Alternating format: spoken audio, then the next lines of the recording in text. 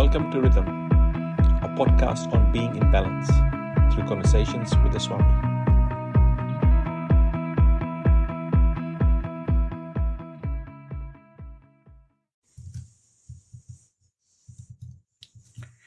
Namaste Rhythm listeners. My name is Sunil. I'm with Swami Tadananda from the Ramakrishna Vedanta Center of Auckland, New Zealand. How are you, Swamiji? I'm good, Sunil. How are you? I'm good, Swamiji. In the last episode, we were talking about breath. You explained about deep breathing, and you said you'll cover off rhythmic breathing a bit later. We also just slightly mentioned rhythm, which is the name of the podcast. Shall we continue from there? Sure. So, yes, let's talk about this wonderful idea of rhythm. It is a very ancient Vedic concept, which later on became translated or expressed as Dharma. So this Dharma regulates the life and everything. But in its earlier form, it was called rhythm. Rhythm denotes that underlying principle behind the whole universe at a subtle level, which is responsible for maintaining harmony and order. If you watch the universe, you see it's not flying out in a chaotic way in all directions. There's a rhythm. It's a balance and a rhythm of things happening in a cyclic way. So, your daily cycle, your lunar cycle, how so many systems are controlled and regulated by that, your annual cycles. Then you will see around the movement of the planets, or the moon going around the sun, the earth going around the sun, galaxies, solar system. Everywhere there is some order. Some order. Yeah. That's right. Yeah, So the Vedic sages, when they could detach themselves from the physical world, or detach their minds from the physical world, and tune in to the higher dimensions of this existence, universe. By universe, I don't mean the physical universe only, that finer dimensions, layers after layers after layers. Swami Vivekananda says, look at this atmosphere. At the lowest, where it's touching the ground, it's densest. But as you go higher and higher and higher, it becomes finer and finer and finer. It's very high. It's almost like space. Of course, all air molecules are not there. But it sort of becomes thinner and thinner and thinner gradually. In our science, we give different names to different heights, stratosphere, ionosphere, whatever sphere. They're not actually lines. It's just for convenience of communication. Yes. At the end, it's one atmosphere. So likewise, existence is like that. The grossest is the physical world, and it becomes finer and finer, where the mind and ultimately at the other end, where it's pure space, in which everything is contained, because air particles exist in that space. Even it's down here, but when it's without any content, that is called pure consciousness. So unlike our physical and material scientists who are trying to understand the mind activity and consciousness from the point of view of this physical body, as if the brain produces the mind and the mind produces consciousness. The Vedic teachers, they said it's the other way actually. We're putting the cart before the horse here. That's why it's not making sense. Even if you're looking for the God particle, blasting some atoms and all those things, spending billions of dollars, you're not going to get anywhere because it's the other way. So they say the ultimate reality is pure consciousness, Chit. Then it becomes energy. Shakti. And that energy has got different variations. At the highest level, which is called a Parashakti, it is at a very pure high energy state. And it begins to become diminished, lower and lower. And at some stage, it becomes experience as the ego. A little down, it becomes experience as what we are feeling in our mind space, thoughts and emotions. And then it comes down to this gross world where we have got these devices embedded in our body, sense organs, by which we are able to pick some of those energies, which are light for eyes and sound for the ears, but they're X-rays and microwaves which we can't pick. Okay. What I'm trying to say, there is a whole spectrum of energies in which we also are energy, and we are operating at a very gross low level. So when through deep meditation, the mind can be raised and freed from the grip of the physical body, and it can dwell in that subtle level, which is the mental level, and it experiences a different world. It doesn't experience a person there. It experiences an idea that has materialized as the person.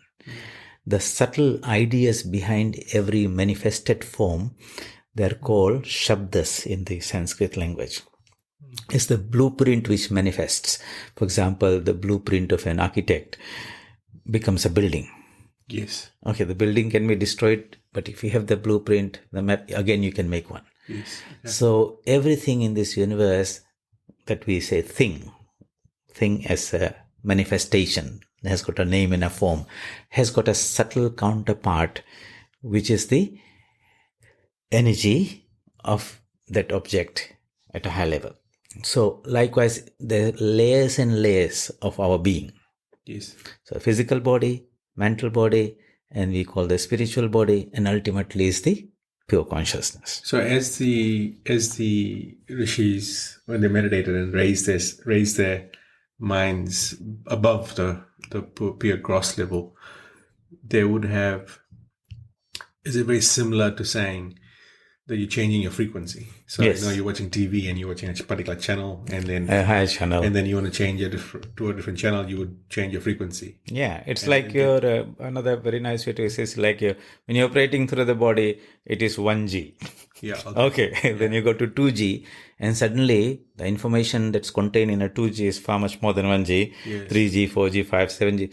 And now you can get gigabytes of information, data like that. See, so as you go to the higher planes, the amount of information is far superior to what is available when it's at the lower plane.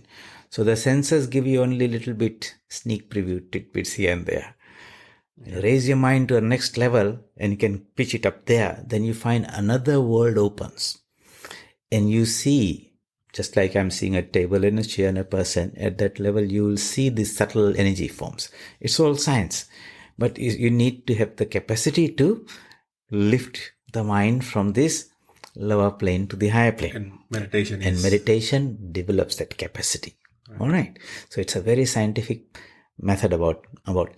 So coming to rhythm. Yes.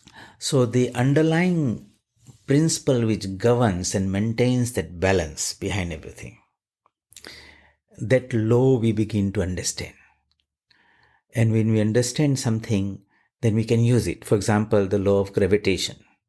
Gravitation existed, but some thinker like Newton, he gave this law of gravitation, and we use that, we can do various things in sciences. So there are very fine principles, and the law by which they function, they are discovered at the physical level by gross scientists, or at the spiritual level by spiritual scientists. They are seekers of the truth, both. One at this lower level, the other one in a higher level, spiritual level, you might say, mental level. So coming back to this rhythm, out of which the word rhythm sort of has come. Let's observe that within us.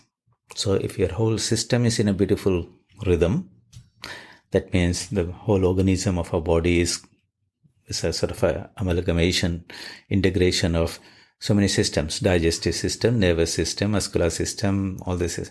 When they are all beautifully integrated, then you are not even conscious of your body. Everything is flowing. But if you have a little bit of indigestion, yes, you see how everything is now thrown out of balance. Yes. And you just can't do anything. Everything is now held back there. You're running low in energy until you recover. See, recover means you had moved away from that health state of perfect health, Centered. yeah, In the you center. have moved off, Yeah. and now you're trying to get back to it. Yes. So when you are dislodged from your perfect state, it creates what is called stress. And anxiety is that feeling, am I going to get back into it or not? Okay. And we recover, then anxiety disappears. So like you pull a spring, it creates some tension, and you let it go back to its natural state, then all the tension disappears. Yeah. So that point where everything is in a perfect, harmonious, beautiful, peaceful way, that is within us. But not at the physical level or mental level, deep at the spiritual level. And we actually have moved out of that center, so to say, and trying to maintain our identity at a physical level. Because I'm a physical being, I'm trying to maintain this body at every instant. New cells are being born, old cells are dying, but the whole bundle sort of keeps on continuing, and so long I can keep on replenishing it, your body looks it growing. But at some point it's not able to replenish, and that's when you see all the signs of aging. Hair becomes white, skin becomes wrinkled. At some point organs will begin to fail, and then it's not able to recover, it will just collapse. Yeah. So in a physical way we see physical systems. At the mental level, look, it could be something, an inner conflict. Your behavior, what you like, or what is you're being forced to do not resonate. So you have that internal conflicts, and people suffer because of that. You're not happy with yourself. All right. So what has happened? You're not in rhythm. Your actions are not in rhythm with your inner constitution. Why? Because something is disturbing you from there. Look at in a family. Now, if all the members in a family are in a beautiful rhythm, then there's peace and harmony there. A couple of brothers and sisters, or an extended family, or the neighborhood. But if one goes off the tangent slightly for whatever reason, then you see how much disharmony, unhappiness, stress, tension, all those type of things happen there. What we're trying to understand is, look, there is a natural, beautiful state of being individually, in a family, in an organization, in a country, in this world, in this universe. So layers and layers and layers of different degrees of complexity are there. And this world is actually a lost balance. All right. And you'll find some upheaval coming in one point, disturbing another one. Influential, powerful people who have power, they can do something that can affect so many other people, governments' policies, organizational policies, values. So the world will constantly try to throw you off balance. The individual tries to regain their balance. Somebody asked Swami Vivekananda, what is life? And he gave a beautiful definition. He says, life is a constant struggle between the forces inside and the forces outside. The outside forces try to throw you off balance, and the inner forces try to regain that balance. So long we are able to regain our balance, we survive. When we can't, then we die. For example, some virus might enter into me. Okay, the reaction is, how good is your immune system? If it's strong, well, maybe you'll not develop any symptom, or it makes you sick for a while, but then your defense mechanism kicks in and you regain your health, you overpower. But suppose one cannot overpower that virus that has entered, like COVID came for many people, very weak immune system. And so they got overwhelmed and they passed away. So the wonderful rhythm behind this whole universe, if we understand that, the natural rhythm of this whole universe, and synchronize ourselves with that nicely, it helps us maintain our inner balance. So just like in physics, we understand two violins that are tuned together, same, kept near each other, and you play on the first one, somehow that energy from the first one is transmitted and the second one will vibrate together. So why? Because they are in rhythm, in tune, and therefore it's able to draw that energy to itself. But if it's tuned at a different frequency, then it will not be able to capture that energy. So imagine there's a beautiful rhythm behind the universe. And when I can tune myself through meditation and all that, or prayer, to the energy of that underlying existence, then just like energy was transmitted from one violin to the other, likewise we begin to capture that energy to ourselves. And so now you will see, if you visualize each individual not as a physical being, but more as a bundle of energy that is vibrating and pulsating at a particular frequency. Sometimes it pulsates and vibrates at a lower frequency. At that time, it tunes into the lower energy that's all around that person. And then then and only then that negative energy can come into him and affect him. If he can tune his mind up, like you're tuning your TV to a different frequency, it doesn't catch you. But when you go to up level, the positive ones begin to flow into you. Right. Yes. So that's why in the Bhagavad Gita, Sri Krishna is telling to Arjuna, when he was depressed, he says, raise your mind through self-effort to a high level. If you can do that, you'll be your own best friend.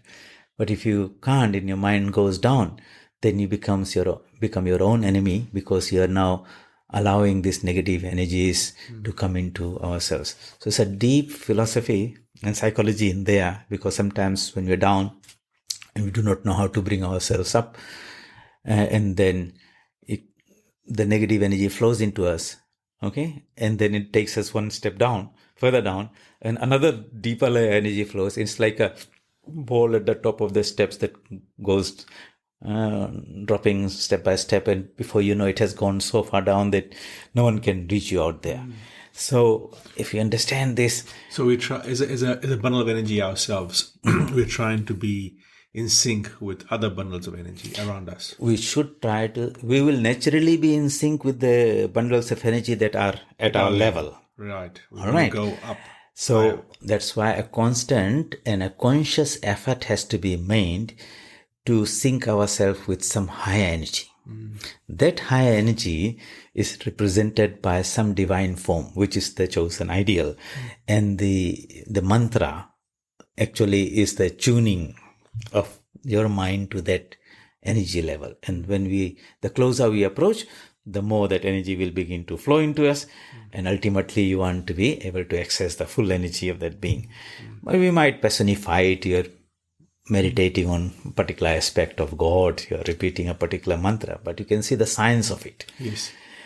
This is a very interesting topic to have a good, deep understanding logically, intellectually, and then we'll understand the real wisdom of the sages, where they gave us these tools to lift our mind to higher and higher planes and such, access so much power that's available to us, but at 4G, 5G, 6G, but at least you should be able to tune. And when we don't understand the philosophy and the psychology, then we think somebody is just sitting and praying to God and he's repeating some mantra and he's chosen this particular form of God and this and that, without understanding deeply the science of it. Okay. So that's why we have chosen this word rhythm. The basis is how do we tune and sync ourselves to the higher energy levels, which are then represented by some spiritual ideal, or even a personification of incarnation or some aspect of God. And they have their mantras, which are again means by which we can resonate our mind with the energy of that being. And the reason is that when you're connected, then that energy begins to flow into us and lifts us up. And then it lifts us to the next level. And that's what we are trying to do during the time of meditation. The higher we can lift ourselves, then the world with all its waves and problems and things will exist there. But since you're not tuned to them, they cannot touch you. Okay. Right. That's really nice, actually. That's good. Getting to the word and understanding the word rhythm, in a better way. Thank you. It's been great. Yeah. So I think one has to understand this and then reflect on life and be alert to this idea and question us, how am I tuned now? What level is it? Am I making an effort to raise my frequency, so to say, tune myself to higher energy, or my activity right now is taking me down? And you'll find that if you're not vigilant, then you just rumbling around life in one way or the other, getting knocked around. But if you're vigilant and alert and discriminating and say, this activity, this engagement, this company, this association is going to not do you good. The ones that will do you good are the ones one should discriminate and choose. And so when you look at the instructions of spiritual teachers, they will always try to say, the ones that will drag you down is Adharma. Do not do those things. The ones that will lift you up, that's your Dharma. Try to do that. They are the moral and the ethical teachings there. And maybe in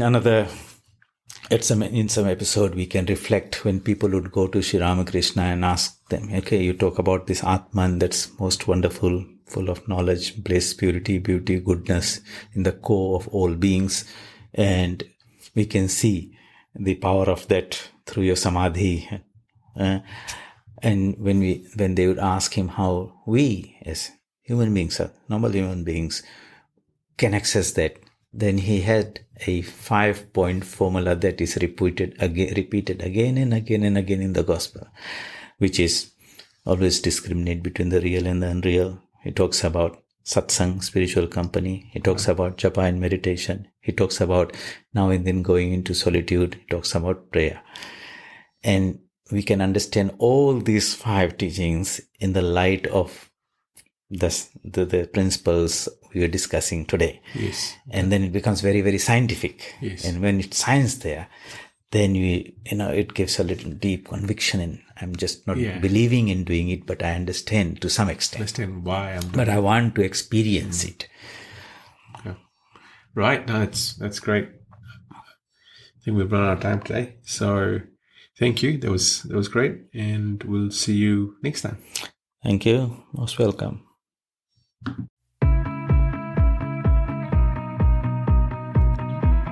Thank you for listening. Being in balance, rhythm.